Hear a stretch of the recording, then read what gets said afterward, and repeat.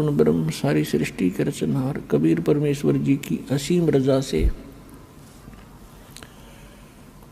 आप सभी पुण्यात्माएं सत्संग सुनने के लिए उपस्थित हुई। जिन पुण्यकर्मी प्राणियों के युगों युगों के बहुत ही पुण्य एकत्रित हो जाते हैं उनको मानव शरीर प्राप्त होता है। उनसे भी वो अच्छी आत्माएं हैं जो मानव शरीर प्राप्त करके परमात्मा की तड़प जिनके अंदर विद्यमान है, और उनसे भी वो अच्छी आत्माएं हैं, उनके पुण्य और भी अधिक हैं, जिनको मनुष्य शरीर के अंदर सतगुरु प्राप्त हो जाते हैं और परमात्मा की यथार्थ भक्ति विधि प्राप्त हो जाती है। तो आप सभी पुण्यात्माएं उस श्रेणी की हो जैसे गुड, बेटर, बेस्ट, आप वो बेस्ट कर्मों वाली आत्माएं हैं जो सतलोक आश्रम बरवाला से दीक्षित हो चुके इस दास से। आपके कर्मों का आपको ज्ञान नहीं, क्योंकि लाल की कीमत को लाल नहीं जानता, जोर ही बताता है ये कितनी कीमत का है। आप वो आत्मा हैं परमात्मा जिनके लिए युगों से भटक रहे थे। गोता मारूं स्वर्ग में जा बैठूं पाताले, गरीबदास ढूंढता फिरूं अपने हीरे मोती लाले। कबीर साहब गरीबदास जी को बता रहे हैं परमात्मा के गरीबदास मैं भटक रहा हूं अपनी प्यारी आत्माओं को, जो भी कभी मेरे शरण में आई हैं उनके साथ मेरा एक विशेष कनेक्शन हो जाता है। मेरी जिम्मेवारी बन जाती है कि उनको यहाँ से निकालूं। उनके लिए मैं कभी पाताल में, कभी स्वर्ग में, कभी पृथ्वी लोक पर उनको प्रेरित करने के लिए मैं फिरता रहता हूँ, घूमता रहता हूँ। आज आप परमात्मा की शरण में आए हो, कबीर भगवान की ही रजा से यहाँ आए हो। उन्होंने कोई भी कारण आपको यहाँ लाने का बनाया, कोई कष्ट हुआ, किसी साथी सहयोगी बहन भाई ने आपको यहाँ का ज्ञान बताया, या कोई पवित्र पुस्तक मिली, या कोई सीडी आपको सुनने को मिली, या किसी पुण्य कर्मी प्राणी के चैनल के ऊपर आपने परमात्मा की कथा सुनी, ये सब लीला परमात्मा कबीर जी ही कर रहे हैं। आप तो यहाँ इस काल के इस जुगाड़ में सारा जीवन खो देते हो। सभी प्रयत्नशील हैं, कोठी बने, घना धन हो, सुखी हो, बैंक बैलेंस हो, और हो वही रहा है जो होना होता है, क्योंकि आपकी जो किस्मत के अंदर जो प्रारब्ध में लिखा जाता है आपको आजीवन वही प्राप्त होता है। बेशक आप कितने ही पाप कर्म बिगाड़ो, चाहे चोरी करो, डाके मारो, रिश्वत ले लो, और चाहे आप कोई और हथकंडा अपनाओ धनी बनने के लिए, आपको केवल लिखा लेख किस्मत का ही प्राप्त होता रहेगा। और पाप आप जो करोगे अधिक धनी बनने के लिए कहीं से पैसा एकत्रित भी कर लोगे, वो पैसा नहीं रहेगा।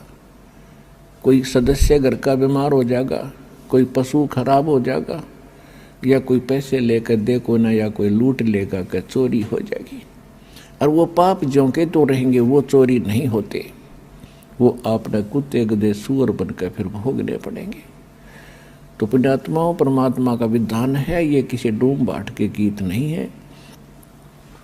इन पर आपने घना जोर देना पड़ेगा, और जिस दिन आप समर्पित हो जाओगे कि कबीर इज गॉड, परमात्मा कबीर है, और इस धरती पर कोई ज्ञान नहीं, कोई भगवान नहीं, और ऐसा कोई सच्चा नाम नहीं, उसी दिन से आपका हाथ पकड़ लेगा परमात्मा। और जब आप भगवान के होगे फिर आपको चिंता क्या। सिर सौंप्या गुरु देव को, सफल हुआ ये शीश, नित्यानंद इस शीश पर आप बसे जगदीश। जब ये शीश मालिक को सौंप दिया तो ईब वो उसका हो गया, हमारा नहीं रहा। और उस धनी के शीश ने फिर जोखिम क्या, उसको कौन टच कर सकता है, उसको कौन डिस्टर्ब कर सकता है। तो आप उसके बनकर देखो। परमात्मा कहा करते थे, कबीर इस संसार को समझाऊं के बारे, ये पूछ पकड़ के बेड़ की भाई उतरा चावे पार। और परमेश्वर से प्राप्त ज्ञान के आधार से उन्हीं का ज्ञान गरीबदास जी ने बताया है। बेड़ पूछ को पंडित पकड़े, ये बादो नदी बिहंगा, गरीबदास वो भवजल डूबे, जा नहीं साध सत्संगा। परमात्मा कहते हैं, कबीर इस संसार को समझाऊं कै बार, और ये पूछ पकड़ के भेड़ की और दरिया से पार होना चाहते हैं। इन नकली गुरुओं ने, अज्ञानियों ने आपको भवसागर से पार होने की जो विधि बताई है, जो देवी देवताओं की पूजाएं, अन्य मंत्र जो सदग्रंथों में प्रमाणित नहीं है, वो शास्त्र विधि त्याग कर मनमाना आचरण है। वो साधनाएं जो आप कर रहे हो वो तो ऐसी हैं जैसे कोई मूर्ख और किसी भोली आत्मा को सलाह दे दे जो दरिया से पार होना चाह रहा हो, उसको ये कह दे कि ये भेड़ पकड़ ले, इसकी पूंछ पकड़ कर दरिया में घुस जा, ये तुझे परले पार कर देगी। आपको खूब पता है वो भेड़ की पूंछ पकड़ कर पार नहीं हुआ जा सकता। उसके लिए तो एक सुदृढ़ नौका चाहिए और फिर उसमें खेवट चलाने वाला भी ठीक आदमी, एक्सपर्ट हो, तब पार हुआ जाता है। तो परमात्मा कहते हैं कि ये भोली आत्माएं साधना तो शास्त्र विरुद्ध कर रही है और सभी बात करते हैं ऊपर पार होने की। इसी प्रकार गरीबदास जी कहते हैं कि भेड़ पूछ को पंडित पकड़े, ये विद्वान पुरुष गुरु लोग साधना शास्त्र विरुद्ध कर रहे हैं, वो भेड़ की पूंछ पकड़े बैठे हैं। और भादो नदी बिहंगा, भादवा के अंदर बहुत ज़्यादा वर्षा होती है और दरियाएं एक विशेष रूप धारण करके और फ्लो होकर चलती हैं, बड़े भयंकर पानी ले करके। तो कहते हैं उसमें से पार होना है आपने, और उसके लिए आप भेड़ की पूंछ पकड़े बैठे हो। गरीबदास व भवजल डूबे, जा नहीं साध सत्संगा, कि जिनको सतगुरु का सत्संग नहीं मिला वो भवसागर में डूब जाते हैं गलत साधनाएं करके। कबीर साहब कहते हैं, तीर्थ कर कर जग मर्या, उड़े पानी नाए, राम नाम जप्या नहीं फिर काल घसीटे जावे। कहते गंगा काठे घर करो, गंगा किनारे घर करो, और चाहे पीवो निर्मल नीर, मुक्ति नहीं सतनाम बिना, यों कह रे साहिब कबीर। काशी करवत लेत हैं, आण कटावे शीश, ये बन बन भटका खात हैं, ऐसे मिले नहीं जगदीश। पुण्यात्माओं, हम परमात्मा के लिए असंख्य युगों से भटक रहे हैं। जब से हम भगवान से बिछड़े हैं, उस सच्चे स्थान को, सुखदायी स्थान को, उस सुख सागर को छोड़कर हम इस काल की जोड़ी में आ गए, इस गंदे पानी में। उसी दिन से आत्मा को आभास है कि वो सुख पुनः प्राप्त हो, और उस सुख की प्राप्ति के लिए काल ने आपके ऊपर पर्दा डाल दिया। या त्रिगुणमयी माया, रजगुण ब्रह्मा, सतगुण विष्णु, तमगुण शिव जी के अंदर से निकल रही एक ऐसी किरणें आपको अचेत कर देती हैं, आप पर इतना प्रेशर डाल देती हैं कि आप रोजी रोटी तक सीमित हो जाते हो।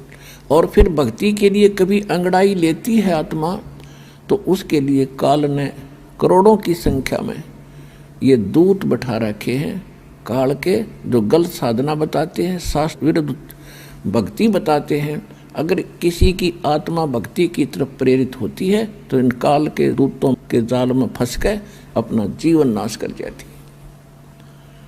फिर इसने सोचा है कि निर्धन सोचता है कि मुझे धन गना हो तो मैं सुखी हो जाऊं।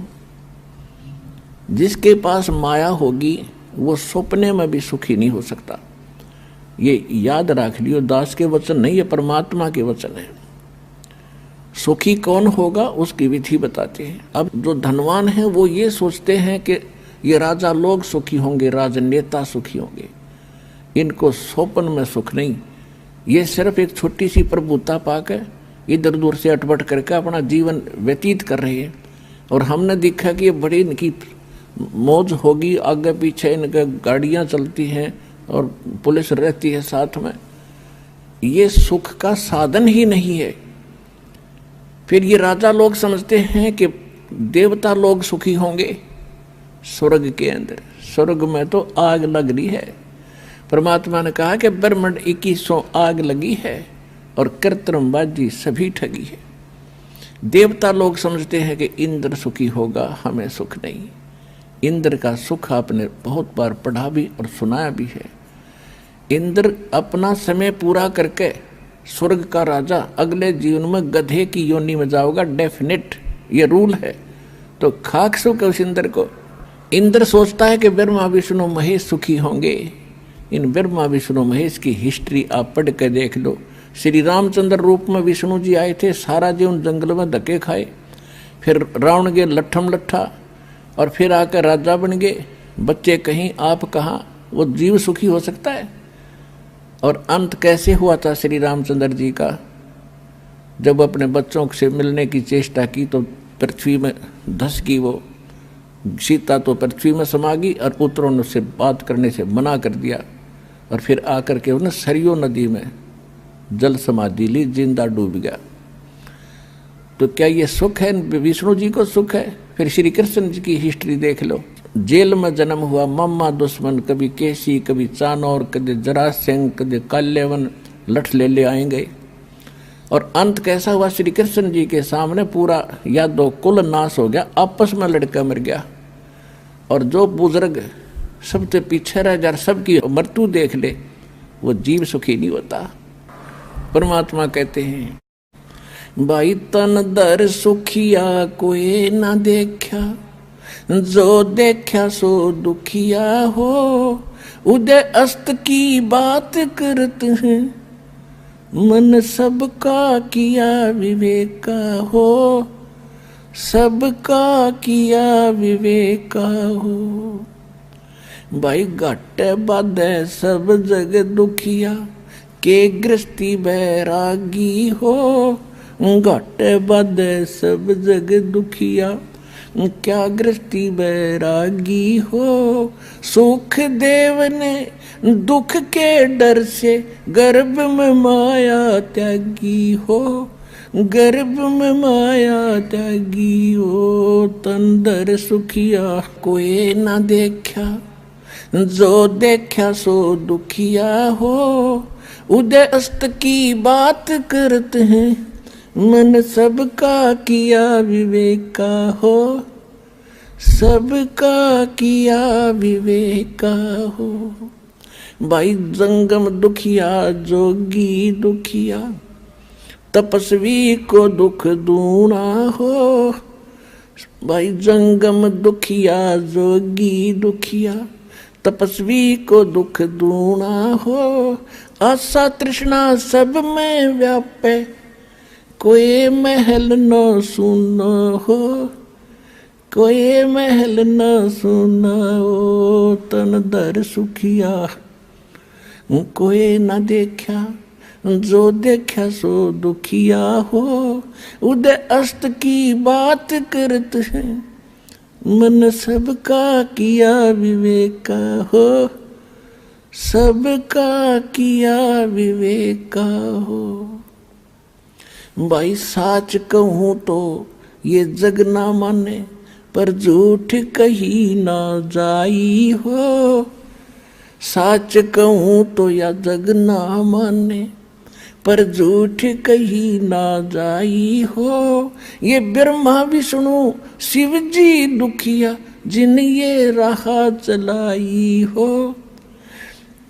जिन ये रहा चलाई ओ तंदर सुखिया, कोई न देखा जो देखा सो दुखिया हो। उदय अस्त की बात करते हैं, मन सबका किया विवेक का हो, सबका किया विवेक का हो। भाई सूरपति दुखिया, इंद्र को सूरपति कहते हैं। सूरपति दुखिया भूपति दुखिया, ये रंग दुखी बपरीती हो। सूरपति दुखिया भूपति दुखिया, रंग दुखी बपरीती हो। कहे कबीर और सब दुखिया, एक संत सुखी मन जीती हो। संत सुखी मन जीती हो, तन दर सुखिया, कोई न देखा जो देखा सो दुखिया हो। उदय अस्त की बात करते हैं, मन सबका किया विवेक का हो, सबका किया विवेक का हो। भाई सूरपति दुखिया भूपति दुखिया, रंग दुखी बपरीती हो। सूरपति दुखिया भूपति दुखिया, रंग दुखी बपरीती हो। कहे कबीर और सब दुखिया, एक संत सुखी मन जीती हो। संत सुखी मन जीती हो। अपने आत्माओं, परमात्मा ने 600 वर्ष पहले ये बात कही थी कि साच कहूं तो जग नहीं माने, और झूठ में कह नहीं सकता क्योंकि वो सत्य साहिब है। और ब्रह्मा विष्णु ये शिवजी दुखिया, जिन्होंने यहाँ का यो सांग जोड़ रखा है इस काल का। फिर कौन बताया सुखी? कहते सुरपति दुखिया, सारी पृथ्वी का भूपति, सारी पृथ्वी का राजा हो जा, वो भी महादुखी। और रंग तो स्वाभाविक दुखी, निर्धन तो वैसे दुखी, उस पर सारे कैर टूटे। तो परमात्मा कहते हैं, कहे कबीर और सब दुखिया, एक संत सुखी मन जीती हो। संत कोई, संत माने संत सोए जो सीधा चले, सत भक्ति करे, सच्चा नाम जाप करे, वो सारे साधु और संत होते। साध संगत उन्हीं को कहते। तो जो भक्त सच्चा नाम लेके और मेरी शरण में आ जाएगा और इस मन पापी ने रोक ले, यहाँ की बकवादों की इच्छा ना करे, वो ही सुखी होगा। और फिर उसके साथ भगवान हो गया, और जिसके साथ परमात्मा है तो उसको फिर कष्ट कैसा। जैसे दास ने प्रारंभ में कहा सत्संग के कि एक बार आप इस परमात्मा को समर्पित होकर देखो। काल ने ऐसा जुल्म करवा दिया हमारे साथ में कि कबीर भगवान, और कौन सा कबीर, ढाणक और काशी वाला जुला, इसको परमात्मा मानना। इतनी छाती चाहिए आदमी ने, इतना दिल, लेकिन जचा के छोड़ देंगे। Kabir is God.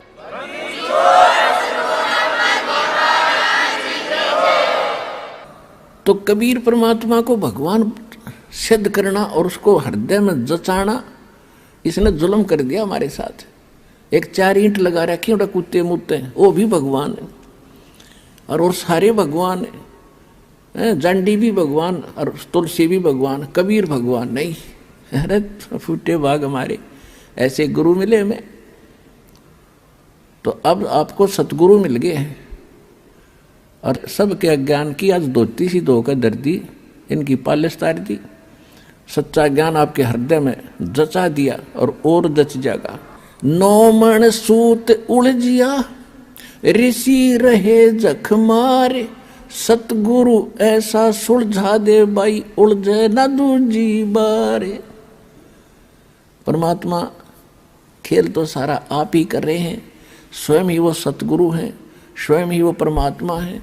आज से 600 वर्ष पहले वो परमात्मा इस सारे ज्ञान को सुलझा कर धर गए थे, लेकिन हम अज्ञानी गुरुओं के फंसे रहे परमात्मा के सुलझे सालझे सूत को ना छेड़ा। हम वो टूटे फूटे अड़ंगे इकट्ठे करते रहे और उसी को सोचते रहे से हम अपना काम चलाएंगे। तो परमात्मा कहते 9 मन सूत उलझिया, 1 किलो सूत, 1 सेर सूत जो कच्चे धागे होते हैं, अगर वो उलझ जाना जुलाई का सारा दिन व्यतीत हो जाता था उसको सेट करने में। और जब वो टूट जाए उसमें गांठ पड़े और गांठ लग गई तो कपड़ा बना कर देते थे, तो वो उलाने देते थे, आधी कीमत देते थे कि इसका 6 तो गांठ लगा दी, इतना हम नहीं देंगे इसके पूरे पैसे। इसलिए दुल्हाओं के सामने वो सूत उलझ जाना सबसे बड़ी समस्या होती थी। उसको सुलझाए बिना वो अपना काम नहीं कर सकता, रोजी रोटी चले नहीं। और परमात्मा कह रहे ये तो 9 मन सूत उलझा कर धर दिया इन अध्यात्म मार्ग का। तो फिर उनसे पूछा कि परमात्मा फिर ये सुलझाएगा कैसे? तब कहा था सतगुरु ऐसा सुलझा देगा, उलझन दूजी बार। अब इस कलयुग में अध्यात्म ज्ञान नहीं उलझ सकता। कोई भक्ति करियो चाहे मत करियो, वो उसका भाग्य और दुर्भाग्य साथ होगा, ऐसा बना दिया है।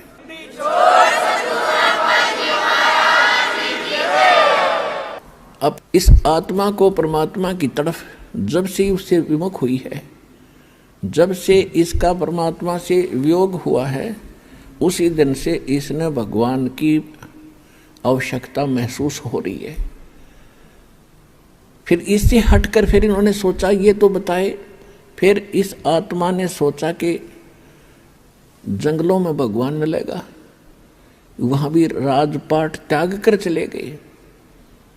फिर पता लगा कि संत रूप में परमात्मा कभी भी कहीं भी प्रकट हो जाता है। और हम सुना करते थे, एक साधारण सी बात थी कि अभी भगवान पता ना किस रूप में आ जा, और किसी अतिथि का आए का घर पे अनादर नहीं करना चाहिए। किसी साधु संत के साथ हमने झगड़ा और वाद विवाद बदतमीजी नहीं करनी चाहिए। ना जाने परमात्मा किस रूप में आ जा। फिर वो निराकार कैसे था, हमारी बुद्धि पर पत्थर पड़ गए थे, इन्हें इतना ज्ञान ठोक दिया था। परमात्मा के बारे में कैक है भी हमें ज्ञान नहीं था। तो इस तरफ में ये आत्मा परमात्मा के पाने के लिए, उससे वो सुख प्राप्त करने के लिए जो भगवान दिया करता है, जो उसके गुणों में हम सुनते और सुनाते रहे, वो नहीं मिलने के कारण हमने सभी पूजाएं भी की, उससे सुख ना मिला। फिर अन्य पूजाएं की, उनसे भी सुख नहीं मिला। हम फिर गुरुओं के पास गए, वहाँ से भी सुख नहीं मिला। तो हम नास्तिक हो गए कि भगवान है ही नहीं। लुटो खसोटो पाप करो, किसी तरह पैसा मिलो, कोठी बनाओ और बड़ी आसान शौकत बनाओ। या भूल और कर ली हमने, कर्म बिगाड़ दिए। और काल भगवान यही चाहता है, ये कितनी बकवाद करो, भक्ति करो तो झूठी करो और नकलियों की शरण में रहो, और सतगुरु शरण इनको मिले नहीं। 600 वर्ष पहले भगवान आए रहे, सारे संसार को न जहाज में बैठा कर ले जाते, एक बार में ही, बार दूसरी बार की तो बात खत्म। और हम फिर इतने वंचित रख दिए नकली गुरुओं ने। तो परमात्मा ने आज ये दया करी, आपको शिक्षित किया। पुण्यात्माओं, या शिक्षा इस मानव की सबसे बड़ी दुश्मन है। इसने अहंकारी, अभिमानी, चोर और बेईमान बना दिया हमारे को, हमारी सारा नैतिकता खत्म कर दी।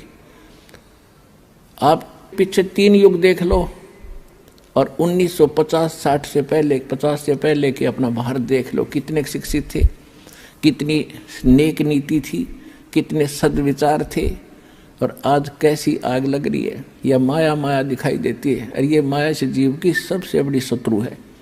कुछ दिनों में आपका कति समझ में आ जाएगी। अब जब हमारे साथ परमात्मा हो जाएगा तब माया आपके चरणों में रहेगी। माया दासी संत की उभय दे आशीष, विलसी और लातों छड़ी, सुमर सुमर जगदीश। कहते ये माया भगत की दासी हो जाएगी, चरणों में पड़ी रहेगी, और राम नाम रटते रहो और इसने छड़ो, यानी खूब प्रयोग करियो, आपका आज्ञा पड़ी रहेगी। और किसी तरह खर्चियो और खाइयो, लेकिन दुरुपयोग नहीं चलेगा। दान करें, आवश्यकता अनुसार प्रयोग करे, बाकी दान करे भगवान के चरणों में ला दे। और किया हुआ दान कभी व्यर्थ नहीं जाता, एक बहुत बड़ा मजबूत जहाज बनता है दान का। गरीबदास जी परमात्मा से प्राप्त ज्ञान को कहते हैं कि धर्म का नाश नहीं होता, चाहे विनाश से तीनों लोकों का नाश हो जाएगा। आपके द्वारा किए गए इस विधिवत पुण्य, शास्त्र अनुकूल, सुपात्र को दिए हुए दान धर्म और पुण्य किए हुए, ये कभी विनाश में नहीं आते, आपके लिए जहाज बढ़ जाएगा। कहते हैं परमात्मा से पूछा किसी ने कि धर अंबर सब जावेंगे और विनसेंगे कैलाश, एकम एका होवेगा तब कहाँ रहे तेरे दास। धरती अंबर जान दे और विनसन दे कैलाश, एकम एका होण दे मेरे आश्रय रहे मेरे दास। कि मेरे भक्त मेरे द्वारा बताई गई इस विधि और इस धर्म पुण्य के जहाज में बैठ के और ऐसे रहेंगे जैसे नौका जल के ऊपर रहा करती है। ये धर्म के कारण ये विनाश में नहीं आएंगे, चाहे तीनों लोकों का भी नाश बेशक हो जाए। तो इसलिए परमात्मा हमें रह रह कर याद दिलाते हैं कि जैसे द्रौपदी ने एक अंधे महात्मा को, अपनी राजा की लड़की कितना सुंदर साड़ी पहन कर जाती है, नहर पर नहाने गई थी घाट पर, परमात्मा अपने बच्चों को कैसे उभारते हैं। उनको मालूम है इनके ऊपर आने वाले जीवन में कितना कष्ट होगा। उन पुण्यात्माओं के साथ रहते हैं, कोई ना कोई ऐसा छल छिद्र करते हैं, हम समझ भी नहीं पाते, हमारे पुण्य बनवा जाते हैं। वहाँ एक अंधे महात्मा का रूप बना कर दरिया में खड़े हो गए और एक तन पर एक लंगोट था, बाकी कपड़ा था नहीं। वो ही नहाते समय दरिया में बह गया। वो महात्मा कति नंगे खड़े जल के अंदर। उधर से लड़कियों की आवाज़ आई स्नान करने के लिए। द्रौपदी अपने पिता के घर पर कंवारी थी, स्नान करने के लिए सहेलियों के साथ जा रही थी। शोर हो रहा था। महात्मा ने सोचा, अंधा था, उसने सोचा कि मैं गलत स्थान पर आ गया, यहाँ कोई जनाना घाट है, लेडीज घाट है और बहुत बुरी बनी भाई। अब बाहर निकल नहीं सकता, कोई कौपीन और नहीं, कोई कपड़ा लंगोट नहीं।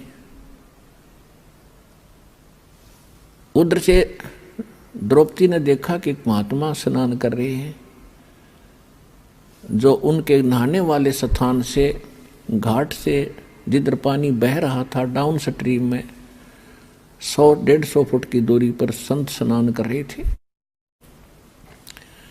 अब कहते हैं साधु दर्शन राम का और मुख पर बसे सुहाग। बोलेंगे भगवान की चर्चा करते हैं और दर्श उन्हीं को होते जिनके पूर्ण भाग। कबीरा दर्शन राम का, परमात्मा आवे याद और लेखे में वो समय, बाकी का समय बर्बाद है।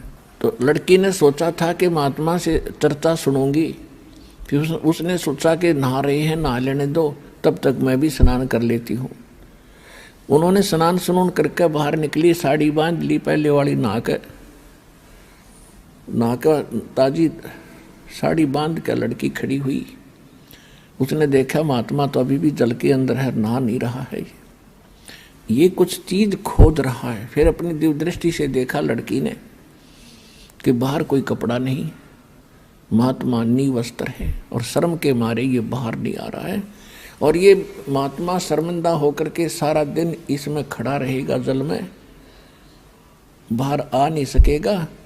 तो लड़की ने अपनी साड़ी में, राजा की लड़की कितनी कीमती साड़ी पहनती है, अंडरस्टूड है। और उसने ये भी इंतजार नहीं किया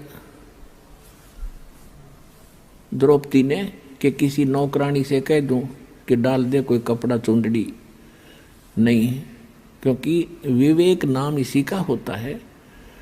उसको पता था कि मैं रोटी खाऊंगी तो मेरा पेट भरेगा, मैं अपने हाथ से दान दूंगी तो मुझे मिलेगा। तो उसी समय उसने अपनी ही साड़ी में एक 8-9 इंच का एक गठ, एक बिलात ऐसे कपड़ा फाड़ा और महात्मा के लिए जल में छोड़ दिया दूर से। सोचा इसके हाथ लग जाएगा, ये बांध लेगा, फिर बाहर आएगा। अब वो अंधा था, दिखाई दे नहीं था, वो साड़ी का टुकड़ा साइड से निकल गया और वो ऐसे हाथ मार रहा था, ऐसे ढूंढ रहा था।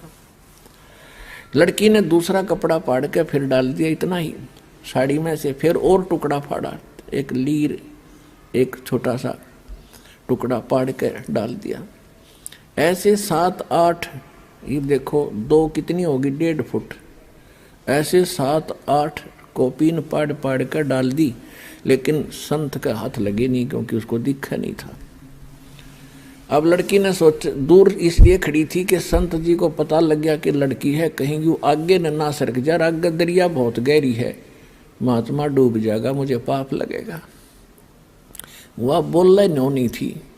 उसने सोचा एक बड़ी लंबी सी लकड़ी लाई उठा के और उसका एक और पाड़ के एक पलांत की, यानी 8-9 इंच कपड़ा उसका लपेट के, और महात्मा जहाँ से कर रहा था उसके आसपास कर दिया। उसके हाथ लगा, लगते उसने पकड़ा और क्या देखा उसमें, हाथ होत, क्योंकि अंधे की आंखें हाथ होती हैं। उसने देखा यूँ वैसे बहकर आया हुआ कपड़ा नहीं है, ये किसी बेटी ने रहम किया है, अपनी विशेष साड़ी पाड़ कर मुझे दिया। तब कहते हैं साधु ने आशीष दिया, आशीर्वाद दिया कि बेटी आज तूने मेरा पर्दा रखा है, मेरी इज्जत रखी है, भगवान तेरा पर्दा रखे, तेरी इज्जत रखे, तेने गढ़ाए दे। कहते हैं साधु बोला सहज सुबह और जो चाहे सो कर दे। अब लड़की उस समय तो आ गई, क्योंकि परमार्थी प्राणी घना इस चीज के बारे में नहीं सोचा करते, क्योंकि वो राजा की लड़की, उसको सुख तो सारा था ही। वह सोचा मुझे तो सब कुछ प्राप्त है, बड़ी अच्छी बात है, संत तो आशीर्वाद दिया ही करते हैं, लेकिन वो आशीर्वाद ऐसे वैसे नहीं था। अब फिर वो लड़की का विवाह हुआ अर्जुन के साथ, कौरवों में आपस में जुए में वो हार गए, द्रौपदी भी को भी जिता दिया। तब दुशासन ने सरेआम सभा के अंदर द्रौपदी की इज्जत लूटनी चाहिए, उसको बेइज्जत करना चाहा, नंगा करने के लिए। और वहां पर कौन बैठे थे, भीष्म पितामह, द्रोणाचार्य, कर्ण आदि तीन तो ऐसी हस्ती बैठी थी जो विशेष आदरणीय थी उन पूरे कौरव और पांडवों के लिए। एक विदुर थे उनके चाचा, पांडवों के, कौरवों के चाचा विदुर थे। और भी बहुत से लोग बैठे थे, सभासद बैठे थे। दुर्योधन ने दुशासन से कहा कि हम अंधे हैं, अंधों की संतान हैं, क्योंकि द्रौपदी ने एक दिन व्यंग कर दिया था दुर्योधन के ऊपर। राजा युधिष्ठिर ने शीशे का महल बनवाया था और दुशासन को आमंत्रित किया था सभी को कि आइयो हमने मकान बनाया, भोजन पाइयो। दुशासन की टक्कर लगी, शीशे में दिखा को नहीं, वो गिर गया। द्रौपदी खड़ी होकर हंस रही थी और कहने लगी अंधों के अंधे ही पैदा होते हैं। वैसे इस तरह की बकवाद हमने देखो शिक्षा इनसे ये लेनी चाहिए कि इस तरह के व्यंग हमने नहीं कसने चाहिए। और फिर भी एक लड़की ने स्वाभाविक देवर भाभी के हिसाब से उसने कह भी दिया था तो के बिजली गिर गई। इतना दुख मान गया वो साकेट व्यक्ति कि इसने ये शब्द बोल कैसे दिए, गंदा गंदे होते हैं, इसको मजा चखाऊंगा। पुण्यात्माओं, परमात्मा बताते हैं कि सोना सजन और संत ये टूट जुड़े 100 बार, दुर्जन और पाका कलश एक धक दरार। जैसे मटका होता ना गड़ा पक्का, वो एक बार थोड़ी सी क्रैक हो गया तो दोबारा नहीं सेट हो सकता, उसको कितना कुछ कर ले उसमें नारी की नारी वो पहचान रहेगी। ऐसे दुष्ट व्यक्ति एक बार नाराज हो गए वो सेट नहीं होते। और सोना और सजन अच्छी आत्मा और संत भक्त थोड़ी एक बार कवा सुनी हो भी गई तो कभी याद भी नहीं रखते मेरी इसकी कभी लड़ाई हुई थी, ऐसा स्वभाव होता है। जैसे सोने का कोई आभूषण है उसको टुकड़े कर दिए और फिर दोबारा उसको बना दिया जाता है आभूषण, उसकी पहचान भी नहीं रहती, ऐसा मेल खा जाता है। तो दुर्योधन जो था वो पाका कलश था, एक के बात पर इतना दुख मान गया कि नो कर दूंगा वह, तो उसका प्रतिफल लेने के लिए उसने सारा षड्यंत्र रच कर पांडवों से राज भी जीत लिया द्रौपदी भी जीत ली अटपट करके। अब दुशासन से कहा दुर्योधन ने कि इस द्रौपदी को नंगा करो और मेरे जांग पर बिठा दे नंगी करके। बता, सरेआम सभा में ये पंचायत थी। इस महाभारत इस ग्रंथ नाम पढ़ पढ़ कर हमने आंखें फुड़वा ली। इसमें क्या विचार था? अब वहां सारी सभा बैठी, भीष्म पितामह, द्रोणाचार्य और कर्ण जैसे योद्धा, और भीष्म पितामह तो उनका दादा था, और द्रोणाचार्य गुरु, और कर्ण एक बहुत बड़ा योद्धा थे, और तीनों के तीनों ये वैसे भी सूरवीर थे। तो वहां किसी ने भी ये नहीं कहा दुर्योधन तो के जुल्म कर रहा है, अरे बेवकूफ ये क्या करने जा रहा है तू। देखो, सभा पंचायत के अंदर एक नियम होता है, जो नेक व्यक्ति हो जायज बात कहे, और कोई ना मानने तो उठ कर चला जा, सभा त्याग देनी चाहिए, वहां रहना भी दोष लगे। तो जब उन्होंने ये कर्म शुरू किया उसी समय विदुर खड़ा हुआ। विदुर ने कहा कि रे नालायक को क्या कर रहे हो तुम, अपनी बहू को और बेइज्जत कर रहे हो। कौरव और पांडव चाचा ताऊ के हो तुम, तुम्हारी और इसकी इज्जत में कौन सा फर्क है। बाहर के लोग ने कहेंगे अपनी इज्जत आप पे तार दी ने। कहते हैं विदुर कह ये बंधु थारा, एक के कुल एक के पर वो परिवार। विदुर के मुख पर लगा थपेड़ा, तू तो है पांडवों का चेहरा। अब दुशासन ने अपने चाचा विदुर का थप्पड़ मारा कि तू तो इनका चमचा है, पांडवों की ओर बोलता हमेशा। और वो कह था न्याय की बात कि भाई इसे तो पांडवों की बहू, ऐसी कौरवों की। बता, इसमें किसकी इज्जत खराब? अपनी इज्जत आप ही खराब कर रहे हो। तुम कहते हैं विदुर कहे ये बंधु थारा, ये थारा भाई है, तुम्हारे भाई है, और एक का कुल एक परिवार है।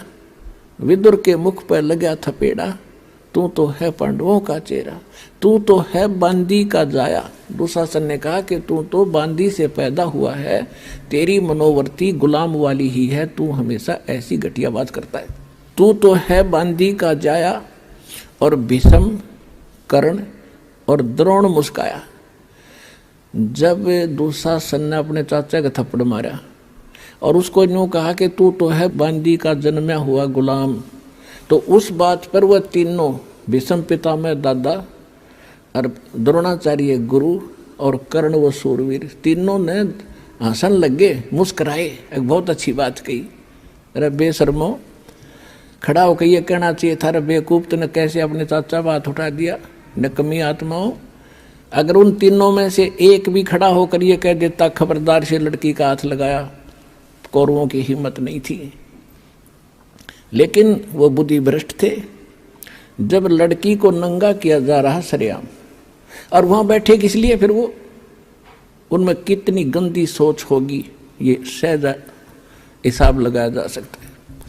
तो यहाँ परमात्मा ने सूक्ष्म वेद के अंदर इन पुराने ग्रंथों का भी जूस निकाला है, निष्कर्ष निकाल कर आपको दिया जा रहा है कि जिन ग्रंथों को तुम पढ़ा करते, क्या खाक थे वह। एक जमीन के ऊपर राजपाट पर लड़का मर गए, क्या शिक्षा है इससे? पता, वो जमीन यहीं रहेगी, यू लाल किला यहीं पड़ा है, और वह किधर धक्के खान होंगे नरक में। तो क्या चीज़ है ये? तो ज्ञान के अभाव से, सतगुरु के अभाव से हम ऐसे ही बिना सिर पैर के ग्रंथों को पढ़ के अपना कल्याण मानते थे। अब क्या होता है कि द्रौपदी ने पहले तो देखा था कि सभा के अंदर मेरे पांचों पांडव बैठे, पति और सूरवीर, वो मुझे नंगा होते कैसे देख सकेंगे। लेकिन वो हार चुके थे जुए में, वो बंध गए थे जुबान में, उन्होंने नीची गर्दन कर ली। फिर भीष्म पिता द्रोणाचार्य और कर्ण की तरफ देखा कि ये कैसे सहन कर लेंगे मुझे यहाँ नंगा करते हुए को। लेकिन वो हंस रहे हैं। जब विदुर को थप्पड़ मारा, ऐसे वचन कहे, तब वो समझ गई कि ये सभा ठीक नहीं है। और पुण्यात्माओं, जब तक हम संसार से कुछ आशा रखते हैं कि ये मुझे ये लाभ दे देगा, वो मुझे ये सुख देगा, तब तक परमात्मा साथ नहीं देगा। आप तो सीधम सीधा भगवान से जुड़ोगे, चाहे आपका उंगली का चोट लग जा, नो यही अर्थ है भगवान आप पे करोगे। भले ही तो मीडिया उसका दवाई बने, डॉक्टर बने, लेकिन करेगा भगवान। आपने ऐसा भी देखा होगा, डॉक्टर खूब इंटेलिजेंट है और खूब प्रसिद्ध है, और एक व्यक्ति जाता है उसके इंजेक्शन लगाता है, वो रिएक्शन कर जाता है और डॉक्टर के हाथों में मर जाता है। तो ये दवाई और डॉक्टर नहीं करते, या संस्कार काम करते। परमात्मा साथ होगा। जैसे आप देखते हैं कई भक्त, मेरे तो लाखों से ऐसे पाला पड़ा है, कहते हैं जी मैं सब दवाइयाँ खा ली, कोई नहीं लगती, खाते हैं तो रिएक्शन करते हैं, खुजली हो जाती है, नाम शुरू करते हैं, आशीर्वाद प्राप्त करते हैं, वही गोलियाँ फिर काम करना शुरू कर जाती हैं। तो संस्कार से सब कुछ होता है। तो तब हम परमात्मा हमें पल पल में साथ देगा। छोटे से छोटा भी दुख और सुख आपको अनुभव करा देगा कि मेरे कारण दुख टला तेरा, जब रोज दिखेगा आपने। तो ऐसे जब द्रौपदी ने देखा कि ये कोई साथ दे नहीं रहे, तब भगवान याद आया। और हम भी ऐसा ही करते हैं, जब हमारे यहाँ के सब रास्ते बंद हो जाते ना, औषधि भी काम नहीं करती, जब हम भगवान याद करें अपने आत्माओं। अब परमात्मा को याद तो सभी करते हैं आपत्ति में, लेकिन किसको राहत मिलती है? या तो उसके पिछले जन्म के पुण्य हो, उनसे भी लाभ दे देता है परमात्मा। और जब पुण्य ही खत्म हो जाएंगे तो बेशक अर्जी लाए जाइए और बेशक प्रार्थना करते रहना, कति सुनाई नहीं होगी। अब जैसे द्रौपदी ने वो एक पुण्य किया था और एक महापुरुष का वचन था, वो महापुरुष भी स्वयं परमात्मा ही थे। कहते हैं सोचल सिद्धर मैं करूँ अपने जन के काज। तो द्रौपदी कभी किसी जन्म में भगवान की शरण में रही हुई है वो आत्मा, और उनके पीछे परमात्मा कहते हैं जो बच्चा गौ की नज़र में, न्यो साईं को संत, और भक्तों के पीछे फिरे वो भगत वत्सल भगवंत। अब द्रौपदी ने जब याद किया, हे भगवान आज इज्जत इस दासी की आपके हाथ में है। आत्मा का साथी है भगवान कबीर साहब, और मन का साथी है काल। जब हम मन से कुछ पुकार करते हैं तब तक सुनाई नहीं होती, जब इसकी आत्मा रोती है वो भगवान का अंश है। अब यहाँ से जब द्रौपदी ने पुकार की तो धर्मराज के दरबार में, जो यहाँ का न्यायाधीश अकाउंट रखता है, उसके दरबार में इसकी चीख गई, वहाँ गूंजी बुरी तरह। और धर्मदास ने तुरंत उस नंबर की वह फाइल खोली जिसमें उस आत्मा के कुछ पुण्य और पाप डिपॉजिट थे। देखना चाहा कि इस आत्मा का कोई ऐसा कर्म है जिससे मैं मदद करवा सकता हूँ। उसने देखा कि एक संत महात्मा का आशीर्वाद से इसने एक छोटा सा 9 इंच का कपड़ा दान किया हुआ है, और उसके आशीर्वाद से तो मैं खूब दे सकता हूँ इसको। तो उसी समय वहाँ से रिफ्लेक्शन किया, और श्री कृष्ण जी को वो गुरु रूप में पूजा करती थी, मानती थी। और श्री कृष्ण खेला अपनी पत्नी रुक्मणी के साथ शतरंज, घर में महल में बैठा। तो वहाँ से रिफ्लेक्ट होकर धर्मराज के दरबार से वो पुण्य श्री कृष्ण के अंदर वो शक्ति वो आया। जब वो पास से डाल रहा था श्री कृष्ण, जैसे खेलते हैं ना शतरंज, ऐसे डालते हैं 11 कच्चे 12 पक्के 12 ऐसे, तो उसने 5 सेट डाले थे और एकदम हाथ ऐसे अकड़ गया श्री कृष्ण का, और नो करने लगा अनंत अनंत अनंत। कृष्ण में भूत सा बढ़ गया। अब रुक्मणी कहने लगी हाथ पकड़ के कि बोल ढंग तो बोल, अनंत अनंत क्या कर रहा है, बोल 12 हैं कच्चे 18 हैं क्या है, और ये अनंत क्यों कहा तो मुझे बता। तब परमात्मा ने उसकी दिव्य दृष्टि खोल दी। कहते हैं रुक्मणी कर पकड़ा मुस्काई, अनंत कहा मोको समझाई। अब श्री कृष्ण जी को परमात्मा ने चेतना दी, क्योंकि करता वही है, उसके हाथ में रिमोट है। वो कौन से इंस्ट्रूमेंट से, कौन सी तोप से, कौन सी मिसाइल से कौन सा काम ले, उसके हाथ में रिमोट है। तो श्री कृष्ण जी के अंदर परमात्मा ने वह पावर भेजी, वो पुण्य भेजा, और फिर वो तो वहाँ उसको दिखा दी कि द्रौपदी को दुशासन ने पकड़ रखा है और उसकी इज्जत खराब करना चाहता है। और तो वहाँ परमात्मा बुलवा रहे हैं श्री कृष्ण से कि हमरा भगत पे छोड़ी हुई, दुशासन ने द्रौपदी पकड़ी, हमरी भक्त सकल में सिखरी। हमरी भक्त पे छोड़ी हुई तो हमरा नाम न लेवे कोई। यदि भगत ही हानि में रहेंगे तो राम का नाम मिट जाएगा। अब वो तो लग गया खेलन, तंदे ही से पासा डारी और पहुंचे सुख समरूप मुरारी। अब हमने मुरारी नाम श्री कृष्ण का लिख रखा है। मुरारी का वास्तविक अर्थ है राक्षस का शत्रु। अरि माने शत्रु, मुरा माने राक्षस। तो सबसे बड़ा जो राक्षस हमारा कर्म है, पाप कर्म, और उस पाप कर्म रूपी राक्षस ने ना कृष्ण काट सकता, ना विष्णु काट सकता, ना राम काट सकता, ना ब्रह्म, ना ब्रह्मा विष्णु महेश, ना शिव, केवल एक परमात्मा कबीर भगवान काट सकता है। तो वो वास्तव में मुरारी है। जैसे वासुदेव श्री कृष्ण को कहते थे, वासुदेव नहीं है श्री कृष्ण। वासुदेव का अर्थ ही कुछ और होता है। वो तो वासुदेव का बेटा था। वासुदेव एक व्यक्ति था, लेकिन वेदों में वासुदेव परमात्मा का अलंकृत नाम है, उपमात्मक नाम है, जिसकी प्रभुता सबके ऊपर हो, जिसका वास सब जगह हो, उसको वासुदेव कहते हैं। तो ऐसे ही मुरारी। तो यहाँ गरीबदास जी की वाणी को समझने के लिए इस दास के इसलिए आवश्यकता पड़ी, परमात्मा ने ये बुद्धि दी। तो कह रहे हैं गरीबदास जी के रुक्मणी कर्म पकड़ा मुस्काई, अनंत कहा मोह को समझाई। क्या कहते हैं श्री कृष्ण जी से अंदर से आवाज आ रही है कि दुशासन ने द्रौपदी पकड़ी और हमारी भक्ति सकल में सिखरी। और जब हमारी भक्त पे छोड़ी हुई, हार में आ गई हमारा भक्त, तो हमारा नाम न लेवे कोई। तंदे ही से पासा डारी। श्री कृष्ण तो वहाँ खेल रहा है और पहुँचे सतलोक से आके सुख समरूप मुरारी। और खेचत खेचत खेच कसीसा, सर पर बैठे हैं जगदीशा। अब ये लीला क्यों करी कि न्यू बिना पता ना लागो भगवान ने मदद करी है द्रौपदी की। तो जिस कारण से सब लीला परमात्मा करके इस युग तक, इस समय तक परमात्मा में आपकी आस्था बढ़ा के लाए हैं। और उस कृष्ण और द्रौपदी की इस कथा ने हम आज तक सुनते और सुनाते रहे। लेकिन आपके आज तक कदे हुई ऐसी लीला जो द्रौपदी के साथ हुई थी, इस दास के साथ हुई और इस सब के साथ हो रही है जब सच्चे भगवान से हम जुड़ गए।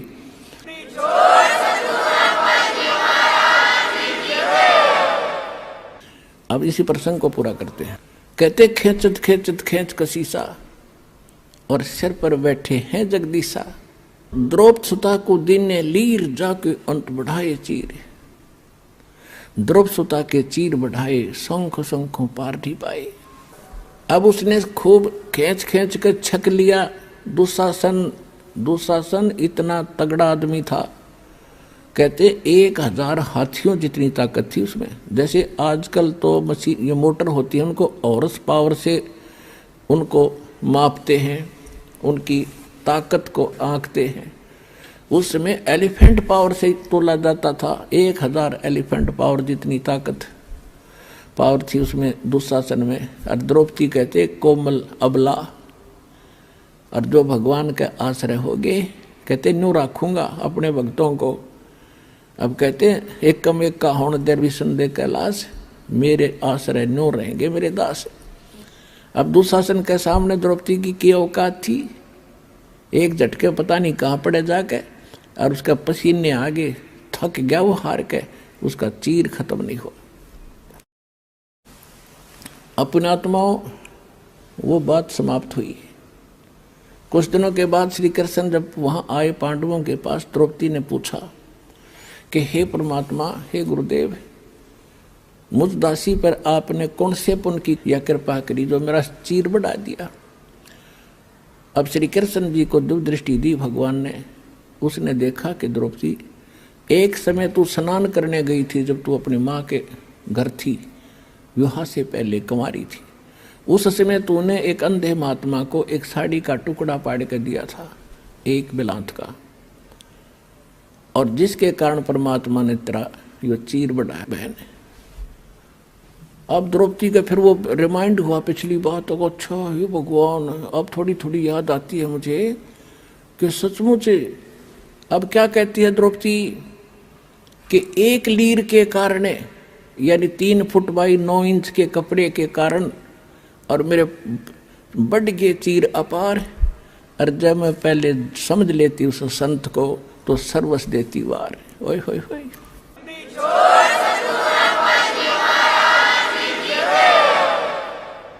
जैसे गीता जी में कहा है कि कुपात्र को दिया दान कभी सफल नहीं होता, और सुपात्र को दिया हुआ दान असंख्य गुना होकर मिलता है। गुरु बिन माला फेरते, गुरु बिन देते दान, गुरु बिन दोनों निष्फल हैं, चाहे पूछो वेद पुराण। अपने आत्मा ये अध्यात्म मार्ग है, अध्यात्म ज्ञान है। आप यहाँ विचलित हो जाते हो कि एक तरफ तो द्रौपदी को गुरु नहीं बना रखा था, उसने दान भी कर दिया, और यहाँ गुरु जी कह रहे हैं कि गुरु बिन माला फेरते, गुरु बिन देते दान, दोनों व्यर्थ हैं। अब देखो, ये भी कहा जाता है कि जैसे कर्म करेगा वैसा फल अवश्य मिलेगा। अब द्रौपदी ने दान किया, एक जरूरतमंद व्यक्ति को यानी सुपात्र को दान दिया, तो वो फल उसको मिला, लेकिन वो फल मिलकर भी निष्फल रहा, क्योंकि मोक्ष ज्यों का त्यों रह गया। और यदि वो गुरु पूर्ण बना करके फिर ये ऐसे दान भी करती तो मोक्ष भी होता और ऐसी आपदा भी टलती। तो इस प्रकार द्रौपदी ने फिर कहा, हे गुरुदेव, वो ऐसे महापुरुष थे, यदि मेरे 1 लीर के कारण और ये बढ़ गए चीरों पार, और इज्जत रही हुआ न्यारी, और जब मैं पहले जान लेती कि ऐसे महापुरुष हैं तो सर्वस देती वार, पता नहीं कितना दान कर देती, कितनी सेवा करती। तो भगवान आकर चले गए 120 वर्ष तक। जब हम इतने जानन जोगे होते तो चरणा पड़ जाता पूरा विश्व, जिसमें परमात्मा दुल्हा रूप में यहाँ प्रगट थे। तो इस ज्ञान कराने के लिए ही सतगुरु की आवश्यकता पड़ती है कि वो जौहरी बता सकता है कि ये है लाल, इसको परख कर देख रखा मैंने। तो ये दास वो सतगुरु रूपी जौहरी बना, और कूड़े की टोकरी में पड़े इस लाल कबीर को परखा, और आज आपने बरत के देख लिया 100 का 100 खरा। तो कहते समझा है तो सिर दर पाँव भौर नहीं रे ऐसा दो। तो कहते दान इतना अनिवार्य है भक्ति में, जैसे मंत्र आपको दे दिया, ये तो बीज बो दिया, और बीज बोने के बाद खेत में जब सिंचाई नहीं करी, खाद नहीं डाला, तो किसान के खट्टेगा नहीं। इस प्रकार नाम लेकर के आप दान की हिम्मत करके देखो, क्योंकि यहाँ तो खुली किताब है, पर आप दोगे भगवान के नाम, और भगवान फिर अपने बच्चों के लिए कहीं खर्च करे उसको, तो फिर उसका कई गुना फल मिलता है। और ये दान आपको इतना लाभ देगा आप सोच भी नहीं सकते। पहले आप दान करते थे, पता नहीं कहीं दान भी कर देते थे, वो आपको मिलता अवश्य, मनमाने कुत्ता बन जाते। अच्छा दान किया हुआ व्यक्ति जो गुरु नहीं पूरा मिला, और कुत्ता बन कर वो एक सेठ के यहाँ होता है, गाड़ी में चलता है, और अलग से कमरे में रहता है, एसी लगा हुआ है उसके लिए, और खाने के लिए समय पर, और जांच होती है डॉक्टरों से, वेटरनरी सर्जन से। उसका ड्राइवर आदमी होता है और कुत्ता मालिक की सीट पर बैठकर चल रहा होता है। तो उस पुण्यकर्मी प्राणी ने किसी जन्म जन्मांतर में खूब दान किए, भंडारे दिए, कांबड़ बांटे, सारा कुछ किया, लेकिन गुरु ना मिला पूरा। गुरु ना मिलने से उसको किया हुआ तो मिला, लेकिन कुत्ते की जोनी में मिला। यदि वो शास्त्र अनुकूल साधना और गुरु के अनुसार पूरे संत के माध्यम से ये सभी कुछ करता तो मनुष्य जीवन मिलता, और न्यायकार कोठी सुविधा मिलती, और मनुष्य जीवन में फिर कभी ना कभी भगवान और सतगुरु मिल ही जाते। अब कुत्ते की योनि में उसने सारी सुविधा ले ली, फिर बन गया सुअर या गधा, बताओ उसने फिर क्या सुविधा मिलेगी। तो इसलिए बताया है कि गुरु बिन माला फेरते, गुरु बिन देते दान, गुरु बिन दोनों निष्फल हैं, ये पूछो वेद पुराण। फिर ये भी सत्य कर दिया कि जो किया हुआ ऐसा तो मिलेगा ही मिलेगा, लेकिन उस मिलने का कोई औचित्य नहीं। वो मिलो चाहे ना मिलो, जब तक मोक्ष नहीं हुआ और आपका यहाँ से पीछा नहीं छूटा तो वो दान भी व्यर्थ है। तो आज आपको वो सतगुरु और वो स्थान मिल गया। अब कहते समझा है तो सिर दर पाओ, मोहर नहीं रे ऐसा था। ये संसार समझदा ना ही कहंदा श्याम दोपहरे नू, गरीब दास ये वक्त जाते रोगे इस पैरे नू।